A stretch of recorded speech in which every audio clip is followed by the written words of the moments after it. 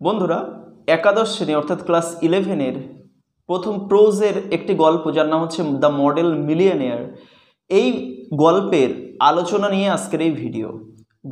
এই যে আজকের ভিডিওতে আমরা মেনলি জানতে পারবো যে এই গল্পের জিসটা কি, গল্পটা কিসের উপরে ভিত্তি করে তৈরি হয়েছে এবং গল্পর যে ব্যাকগ্রাউন্ড সেটা জানার আগে আমরা জেনে নেব লেখক পরিচিতি সম্পর্কে।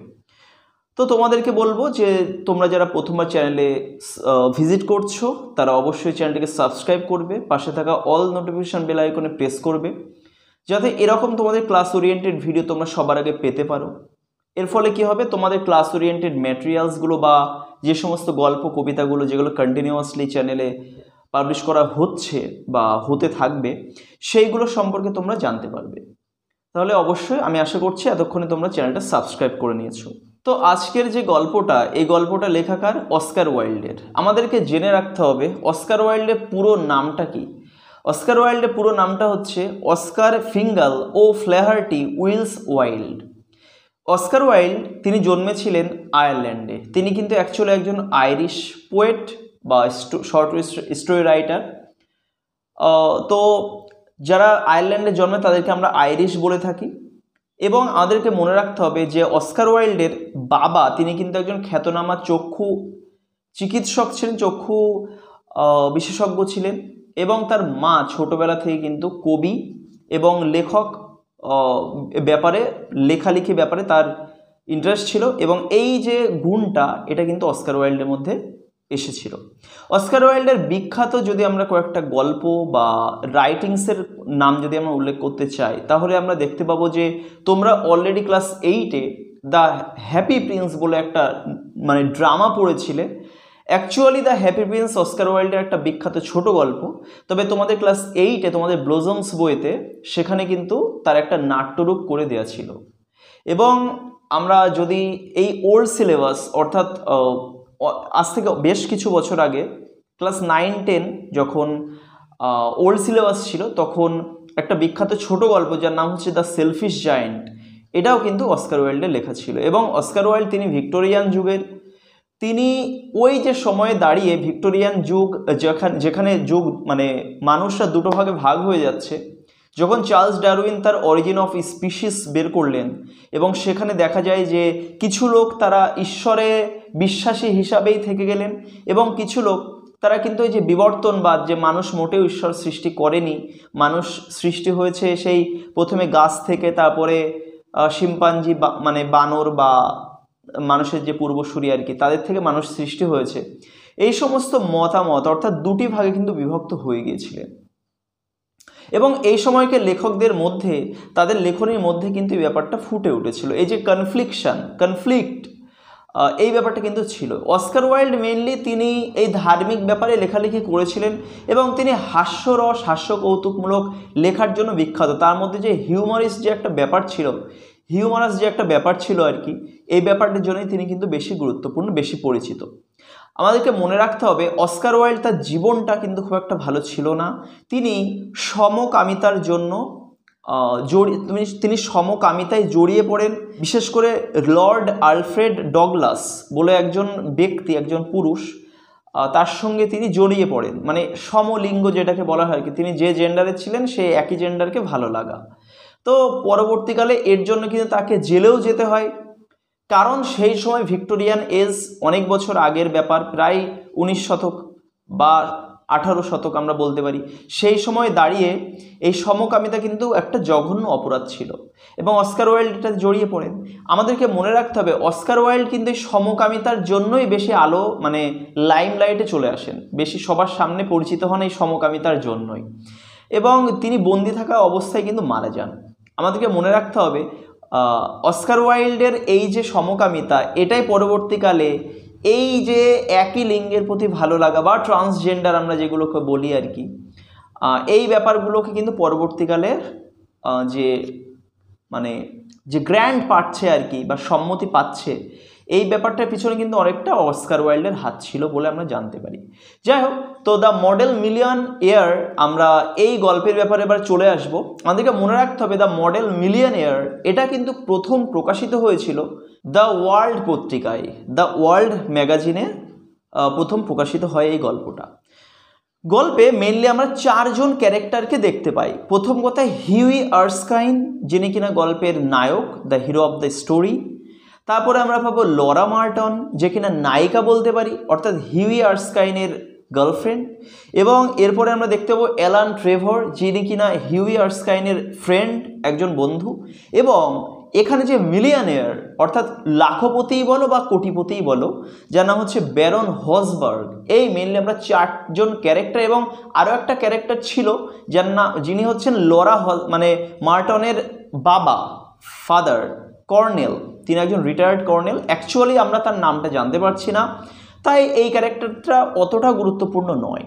যাই হোক, আমরা গল্প এবার চলে আসবো আলোচনায়। দেখো, গল্পটা অস্কার ওয়াইল্ড শুরু করছেন এরকম একটা ব্যাপার দিয়ে যে তুমি যতই হ্যান্ডসাম হও না কেন, অর্থাৎ একজন যুবক বা একটা ছেলে জীবনে সে যতই হ্যান্ডসাম হোক না কেন, যতক্ষণ না তার একটা স্থায়ী চাকরি বা একটা ইনকামের সোর্স তার হয়, তার কিন্তু এই সমাজে কোনো মূল্যই নেই।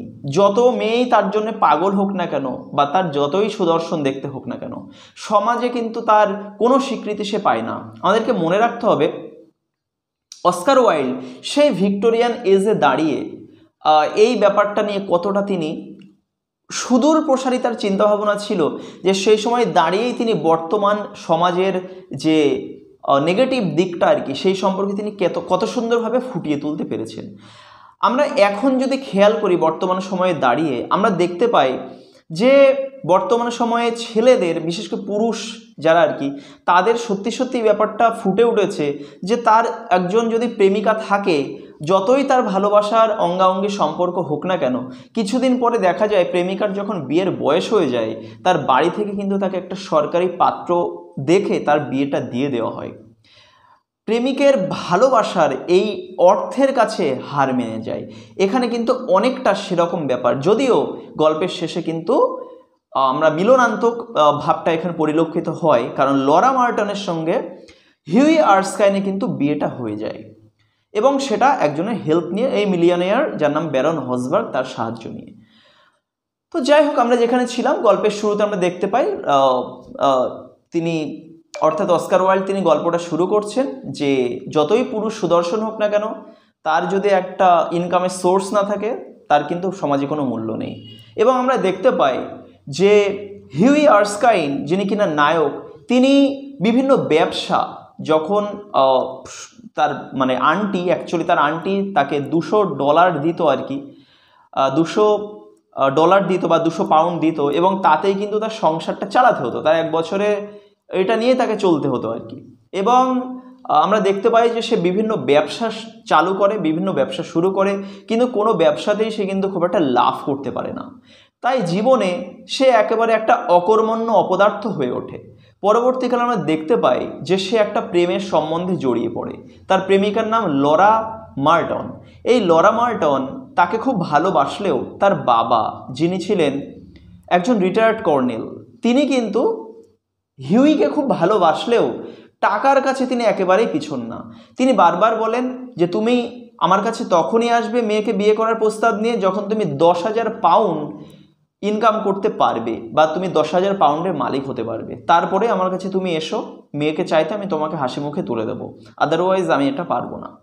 যাই হোক, এবং যখন হিউই এই ব্যাপারে দুঃখ পেতেন খুবই, তার হবু শ্বশুরের কাছ থেকে তো কষ্ট পেয়ে, সে তখন লরার কাছে চলে যেত, এবং লরার কাছে লরা কিন্তু তাকে সান্ত্বনা দিত যে হয়ে যাবে, আস্তে আস্তে বাই দা বাই, আস্তে আস্তে আমরা জীবনে সফল হতে পারবো। এই ব্যাপারটা কিন্তু এখানে ফুটে ওঠে। যাই হোক, আমরা এখানে গল্পের পরবর্তীকালে আমরা দেখতে পাবো যে এই হিউই তার একজন বন্ধু ছিল যার নাম হচ্ছে অ্যালান ট্রেভর, এবং তিনি একজন শিল্পী। আমরা আর্টিস্ট বলতে আমরা পেইন্টার, কিন্তু পেইন্টার এবং আর্টিস্টের মধ্যে পার্থক্য আছে। পেইন্টার মানে যেখানে শুধু আঁকতেই শিখেছে, বাট আর্টিস্ট মানে যারা কিনা আঁকার পাশাপাশি তাদের মধ্যে শিল্পী সত্তা রয়েছে, অর্থাৎ তাদের শিল্প গুণের কদর মানুষ করতে শুরু করেছে। আমরা কিন্তু দেখতে পাবো অ্যালান ট্রেভর তার ছবিগুলো নেওয়ার জন্য মানুষ মুখিয়ে থাকে যে কখন তার ছবি শেষ হবে এবং আমরা সেই ছবিটাকে কালেক্ট করব। এই অ্যালান ট্রেভরের কাছে গিয়ে হিউই সে কিন্তু মাঝে মাঝে সময় কাটায়।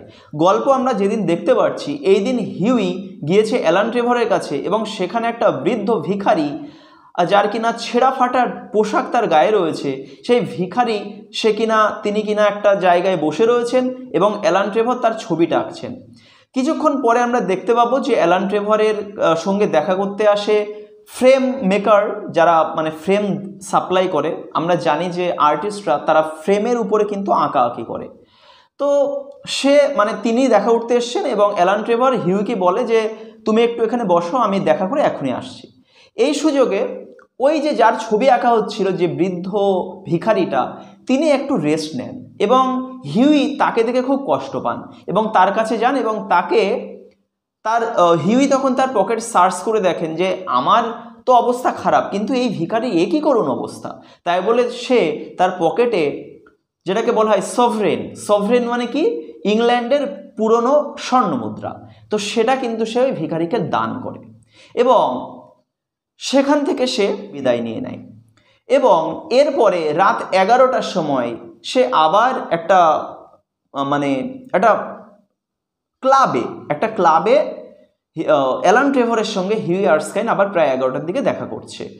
অ্যালান ট্রেভর তখন সেই স্মোকিং রুমে সেখানে বসে সে মদ খাচ্ছে, সাদা মদ সে খাচ্ছে এবং হিউই সে একটা সিগারেট ধরিয়ে তার কাছে জিজ্ঞেস করছে যে তোমার এই ছবিটা, তোমার ফটোটা কত দূর এগোলো। তখন সে বলছে যে হ্যাঁ, আমার ফটোটা এগিয়ে গেছে এবং আমার ফ্রেম বাঁধার কাজও কমপ্লিট। তখন অ্যালান ট্রেভর হিউইকে বলে যে তুমি কি এমন কাজ করেছো যে ওই ভিখারি সে তোমার ফ্যান হয়ে গিয়েছে, সে তোমার ব্যাপারে সব কিছু জানতে চেয়েছে এবং আমি তোমার ব্যাপারে সব কিছু বলে দিয়েছি যে তোমার কি অবস্থা, তোমার ভবিষ্যৎ পরিকল্পনা কি।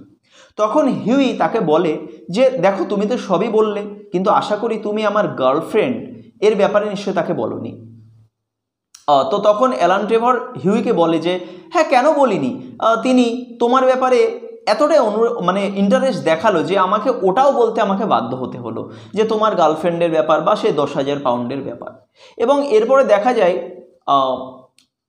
সেই লোক ভিখারি আর কি, তখন হিউই তো খুবই নিজে লজ্জা পাচ্ছে যে তুমি আমাকে এতটা ছোট করে দিলে একটা এরকম লোকের সামনে। তখন সে বলে, অ্যালান ট্রেভর হিউইকে বলে যে দেখো, তোমার লজ্জা পেয়ে লাভ নেই, উনি আসলে এই শহরে অন্যতম শ্রেষ্ঠ বড় লোক, তুমি লজ্জা পাচ্ছ কেন? এবং তিনি তো তোমার প্রতি ইন্টারেস্ট দেখিয়েছে। যখন দেখা যায় যে হিউই কোনো মতেই একেবারে মানতেই নারাজ, তখন অ্যালান ট্রেভর বলতে বাধ্য হয় যে উনি তো এই শহরের সবথেকে মিলিয়নিয়ার, সবথেকে বড় one of the richest persons, কোটিপতিদের মধ্যে অন্যতম, তার নাম ব্যারন হসবার্গ। তখন হিউই শুনে আরও লজ্জিত হয়ে যাচ্ছে যে এ বাবা, এরকম বড় লোক, হ্যাঁ আমি শুনেছি তো হিউই ব্যারন হসবার্গের ব্যাপারে, তো এরকম বড় লোকের সামনে তুমি আমার ব্যাপারে এরকম ছোট করে দিলে। এবং আমি যখন ঢুকলাম সকালবেলা, তখন কই তুমি তো আমাকে বললে না ওনার ব্যাপারে, তাহলে তো আর আমি ওনাকে টাকা দিতে যেতাম না, আমি তো তাকে সোভরেন দিতে যেতাম না। তখন অ্যালান ট্রেভর বলছে আরে তুমি করেছো কি, এই জন্য তো তিনি তোমার ব্যাপারে এত ইন্টারেস্ট দেখিয়েছে, আর তুমি টাকার ফিরেও পাবে না, তোমার ওই টাকাটা নিয়ে উনি এখন অনেক কাজে লাগাবেন এবং তোমাকে 6 মাস অন্তর তোমাকে সুদও দেবেন, তোমার বেশ ভালো লাভ হবে। তারপরে যাই হোক, হিউই অ্যালানের পরে খুব মন খারাপ করে যে আমার এরকম ব্যাপারটা নিয়ে তুমি এরকম খিল্লি করলে, এরকম মজা করলে তার সঙ্গে। তো অ্যালান তাকে বারবার বলে যে দেখো, তুমি লজ্জা পেও না, এটা কিন্তু তোমার ভালো মানসিকতারই পরিচয়, তুমি যে তোমার মধ্যে একটা মানবিকতা বোধ রয়েছে, তুমি নিজে গরিব, তা সত্ত্বেও তুমি একজন বড় লোককে ভিখারি সেজেছে বলে তুমি তাকে দিলে, দান করলে, এটা কিন্তু তোমার মহানুভবতারই পরিচয়। তখন হিউই ওখানে একেবারেই সময় নষ্ট না করে সে বাড়িতে ফিরে আসে, কারণ সে বলে যে হ্যাঁ, আমার এখন বেটার যে আমি বাড়ি যাব, বাড়ি গিয়ে ঘুমিয়ে পড়বো, আর প্লিজ অ্যালান তুমি আমার ব্যাপারটা কাউকে বলো না, সবাই রাস্তাঘাটে আমার নিয়ে হাসাহাসি করবে। এরপরে আমরা দেখতে পাই এবং হিউই তাকে বলে যে হ্যাঁ, আমি তো বাড়ি গিয়েই দেখতে পাবো যে তিনি বোধহয় আমার জন্য অপেক্ষা করছেন, তুমি সব কিছু আমার সম্পর্কে তার কাছে বলে দিয়েছো। এরপরে আমরা দেখতে পাই যে পরের দিন হিউই তার চাকর তাকে এসে বলছে যে একজন ব্যক্তি তোমার সঙ্গে দেখা করতে এসছে তিনি বলেন যে হ্যাঁ, আমি যাতে ক্ষমা চাইতে পারি তাই জন্য বোধহয় এসেছে, এরকম বড়লোক, যাক তুমি তাকে পাঠিয়ে দাও। অ্যাকচুয়ালি একটা চিঠি চিরকুট লিখে পাঠিয়েছিল, তিনি সরাসরি দেখা না করতে এসে।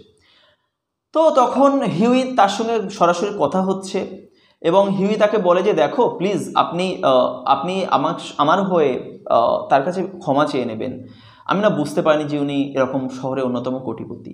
তো তখন তিনি আরে আপনি ঘাবড়াচ্ছেন কেন, আমি তো এখানে শুধুমাত্র আমাকে পাঠানো হয়েছে আপনাকে এই খামটা দেওয়ার জন্য, একটা সিল্ড খাম, এবং এটা দেওয়ার জন্য আমাকে এখানে পাঠানো হয়েছে, আমাকে দায়িত্বটা দেওয়া হয়েছে, তাই আমি এখানে এসেছি। তখন হিউই যাই হোক সেই খামটা খোলে এবং খামের মধ্যে সেটা দেখতে পায় যে বিয়ের উপহার হিসাবে ব্যারন হসবার্গ তাকে 10,000 পাউন্ডের একটি চেক পাঠিয়ে দিয়েছে যাতে সে সহজেই বিয়ে করতে পারে। এখানে আমরা দেখতে পাই যে ব্যারন হসবার্গ তিনি কিন্তু প্রকৃতই খাঁটি বড়লোক। যাক, এরপরে এই ব্যাপারে আমি লাস্টে আসছি। এরপর আমরা দেখতে পাই যে তার যে প্রধান বাধা ছিল হিউই, যে 10,000 পাউন্ড না হলে বিয়ে করতে পারবে না, এটা কিন্তু ফুলফিল হয়ে গেল এবং খুব মানে ঘটা করে তাদের বিয়ে হয়ে গেল। এবং তাদের বিয়েতে প্রধান অতিথি ছিলেন তার বন্ধু অ্যালান ট্রেভর, এবং বক্তা এখানে একটা লেকচার দিয়েছিলেন, তিনি হচ্ছেন ব্যারন হসবার্গ। তিনি কিন্তু ওখানে একটা লেকচার দিয়েছিলেন যখন সকালবেলা মর্নিং ব্রেকফাস্ট সেখানে চলছিল। গল্পটা শেষ হচ্ছে এই কথাটা দিয়ে যে আমাদের সমাজে বা আমাদের জীবনে আমরা মানে মিলিয়নিয়ার মডেল অর্থাৎ কোটিপতি মডেল অনেক মানে হয়তো রেয়ার। কেন? আমরা জানি যারা কোটিপতি লোক তাদের এই যে আমরা এখানে গল্পে দেখতে পাই যে এই যে হসবার্গ, ব্যারন হসবার্গ, তার না মনে মাঝে মাঝে খেয়াল চাপে যে আমি এটা করব ওটা করব, যেটা বড় লোকদের মনে খেয়াল চাপে আর কি, যখন তখন বলে যে আমি এইটা সাজবো, এবং এই বিভিন্ন খামখেয়ালিপনা যেটা বড় লোকদের মনে হয়।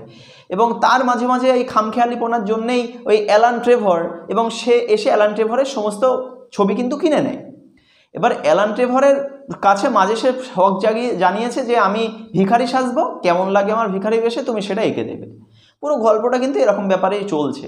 তো আমরা এখানে দেখতে পাচ্ছি যে গল্প শেষটা হচ্ছে যে কোটিপতি মডেল হয়তো রেয়ার, কিন্তু আদর্শ কোটিপতি বা মডেল মিলিয়নিয়ার, আদর্শ লাখপতি, এটা কিন্তু সত্যি খুবই রেয়ার, আর মানে অপেক্ষাকৃত বেশি দুর্লভতর।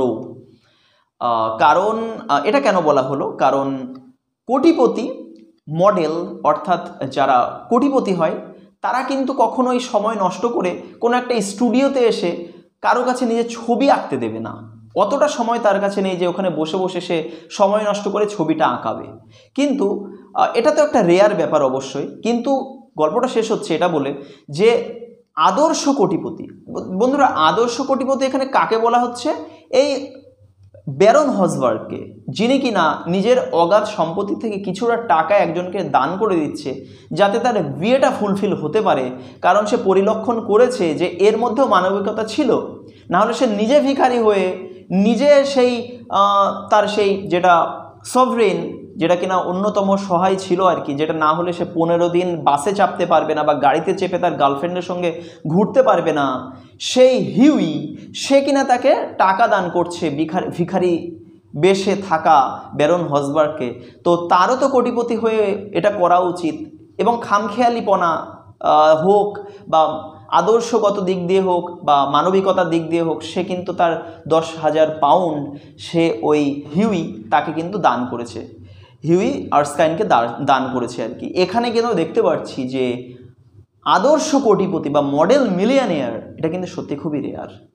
এখানে কিন্তু গল্পটা শেষ হচ্ছে। তো আশা করছি তোমরা গল্পের মাহাত্ম্য বুঝতে পারছো। গল্পের মধ্যে যেরকম হাসির ব্যাপার রয়েছে সেরকম কিন্তু মন ছুঁয়ে যাওয়ার বিষয়টাও রয়েছে। তো এবারে পরবর্তীকালে আমরা নেক্সট ভিডিওতে যেটা আলোচনা করব সেটা হলো এই গল্পের লাইন বাই লাইন অ্যানালিসিস। তো তার জন্য কিন্তু অবশ্যই তোমাকে চ্যানেলটা সাবস্ক্রাইব করতে হবে এবং পাশে থাকা অল নোটিফিকেশন বেল আইকনে প্রেস করতে হবে, কারণ এটা না করলে তুমি সেই ভিডিওর লিঙ্ক বা সেই ভিডিওর নোটিফিকেশান তুমি কিন্তু পাবে না। তো ঠিক আছে বন্ধুরা, দেখা হচ্ছে নেক্সট ভিডিওতে, ততক্ষণে টাটা।